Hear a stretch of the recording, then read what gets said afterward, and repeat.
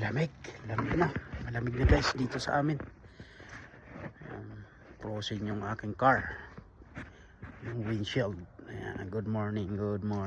Naantay natin yung driver, yung ka-carpool. Ayan.